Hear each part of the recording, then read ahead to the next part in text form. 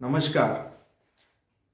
आपका शौर्य गाथा में बहुत बहुत स्वागत है। और आज हम बात करेंगे भारत के वीर सुपुत्र महाराणा प्रताप की शौर्य गाथा की। जब हम महाराणा प्रताप की बात करते हैं तो जो सबसे पहले जो नाम हमें स्ट्राइक होता है, जो ध्यान आता है, वो आता है हल्दी घाटी का युद्ध। सभी लोग जानते हैं कि महाराणा प्रताप का मुगलों की सेना के साथ हल्दी घाटी में बहुत भीषण युद्ध हुआ था। और इसके बाद जब हल्दी घाटी का युद्ध, महाराणा प्रताप का नाम आपको ध्यान आता है, फिर हल्दी घाटी के युद्ध का आपको ध्यान आता है, और उसके बाद आपको कुछ नहीं पता है। महाराणा प्रताप के इतिहास को, जो कि हल्दी घाटी से ही शुरू किया जाता है और वहीं खत्म कर दिया जाता है, जबकि सच्चाई ये है कि महाराणा प्रताप का इतिहास हल्दी घाटी के युद्ध से ही शुरू होता है। और उनका जो शौर्य है, जो उनका स्वाभिमान है, वो हल्दी घाटी के युद्ध के बाद ही सामने आता है। हल्दी घाटी का युद्ध 1576 में हुआ था। महाराणा प्रताप का जन्म 1540 में हुआ था। जब हल्दी घाटी का युद्ध हुआ उस समय उनकी आयु थी 36 साल के लगभग। और हल्दी घाटी के युद्ध के बाद उनको मेवाड़ के दक्षिणी इलाके में जाके रहना पड़ा, जंगली इलाकों में रहना पड़ा। और इसके बाद से 76 के बाद से 86 तक, 1586 तक 10 साल उन्होंने भीषण संघर्ष किया है। कई युद्ध लड़े हैं और कभी जीत, कभी हार, कभी विजय, कभी पराजय, उतार चढ़ाव बहुत देखे हैं। बहुत ही भीषण काल रहा है वो 10 साल का जो संघर्ष काल है, युद्ध काल है। और यही 10 साल हैं जो राणा प्रताप को महाराणा प्रताप बनाते हैं। महाराणा प्रताप को देश का प्रथम स्वतंत्रता सेनानी बनाते हैं, राष्ट्रवाद की प्रखर ज्योति बनाते हैं। और इस 10 सालों का इतिहास बिल्कुल नहीं बताया जाता है, बिल्कुल नहीं पढ़ाया जाता है। जब आप महाराणा प्रताप के विषय में स्कूल की किताबों में पढ़ते हैं या अलग से भी पढ़ते हैं तो आप देखेंगे कि सारा का सारा फोकस हल्दी घाटी के युद्ध पे होता है और उसके बाद बहुत थोड़े से उसमें सारा कुछ समेट दिया जाता है।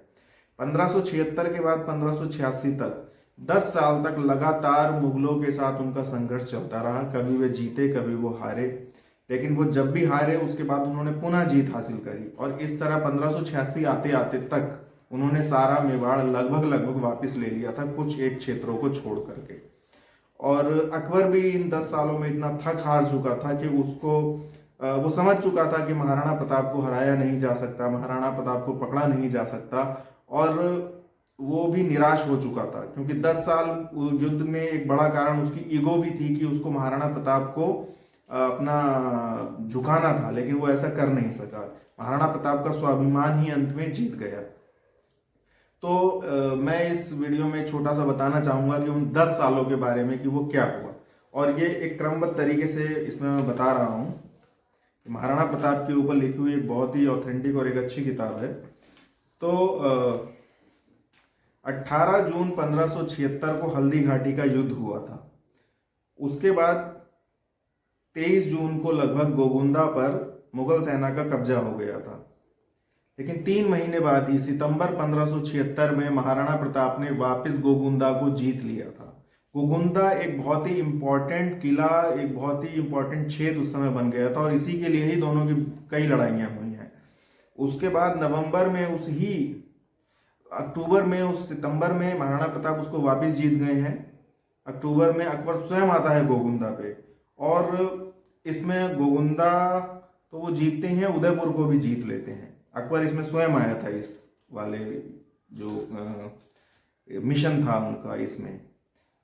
लेकिन कुछ ही समय बाद अकबर के जाते ही गोगुंदा पे फिर से अधिकार प्राप्त कर लेते हैं महाराणा प्रताप। फिर जुलाई 1577 में भगवान दास, मानसिंह आदि का गोगुंदा पे फिर से आक्रमण होता है और उसके कुछ समय बाद फिर से प्रत्याक्रमण करते हैं महाराणा प्रताप और वापस गोगुंदा को ले लेते हैं। जब ये खबर अकबर को मिलती है, वो उस समय मेरठ में था और वो बहुत बौखला जाता है। तब वो शहबाज खान को भेजता है आक्रमण करने के लिए, और शहबाज खान आकर के आक्रमण करता है। उसका पहला आक्रमण होता है। इसके बाद कुंभलगढ़ पे फिर से मुगलों की विजय हो जाती है, अधिकार हो जाता है। लेकिन 6 महीने बाद ही कुंभलगढ़ को भी वापस जीत लेते हैं महाराणा प्रताप। उसके 2 महीने बाद दिसंबर 1578 में फिर से शहबाज खान हमला करता है, लेकिन 6 महीने बाद फिर तैयारी के साथ महाराणा प्रताप प्रत्याक्रमण करते हैं उसके ऊपर। 1579 में तीसरा हमला शहबाज खान करता है और 1580 में महाराणा प्रताप मुगल सेना पे फिर से हमला करते हैं। फिर 3-4 साल ऐसे ही लुका छुपी ये सब चलता रहता है। 1584 में जगन्नाथ कछवाहा का आक्रमण होता है। वो 2 साल रहा महाराणा प्रताप की तलाश में, उस क्षेत्र में भटकता रहा, कभी उनके सैनिक मारे जाते, कभी उनके, थक हार करके वो 1586 में वापस चला गया और 1586 आते आते तक लगभग पूरे मेवाड़ पर वापस महाराणा प्रताप का नियंत्रण और अधिकार हो गया था। तो ये तो मैंने क्रोनोलॉजिकली बता दिया है, इसको और भी एक्सप्लेन किया जा सकता है। ये बहुत लगातार ही 10 साल संघर्ष चलता रहा। अब ये 10 साल का जो संघर्ष है यही असली महाराणा प्रताप का इतिहास है, यही असली भारत का इतिहास है और इस इतिहास को बिल्कुल नहीं बताया जाता है क्यों, यही विजय का इतिहास है। हल्दी घाटी का जो युद्ध है वो एक युद्ध है, उसमें दोनों का हुआ, कोई पक्ष कोई बेहतरीन उसमें कोई निर्णय पूरी तरह से नहीं निकलता है, इसलिए विजय और पराजय जैसा उसमें कुछ है नहीं। लेकिन यही 10 साल हैं जो महाराणा प्रताप की विजय का है। उन्होंने हार नहीं मानी, उन्होंने हार को स्वीकार नहीं किया।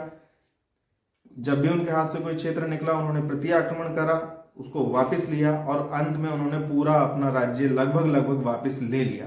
यही 10 साल हैं जो असली हैं और यही 10 साल का इतिहास है जो बच्चों को पढ़ाया जाना चाहिए, जिससे उनमें संघर्ष की भावना आए, जिससे उनमें स्वाभिमान की भावना आए, जिससे उनमें भारत के प्रति एक आत्मसम्मान की भावना आए। तो यही महाराणा प्रताप का इतिहास है। मैं आगे कोशिश करूंगा इसको और एक्सप्लेनेटरी बनाने की और इसको और ढंग से एक्सप्लेन किया जाए। तो ये वीडियो अगर आपको अच्छा लगा हो तो इस पर कमेंट जरूर करें। धन्यवाद।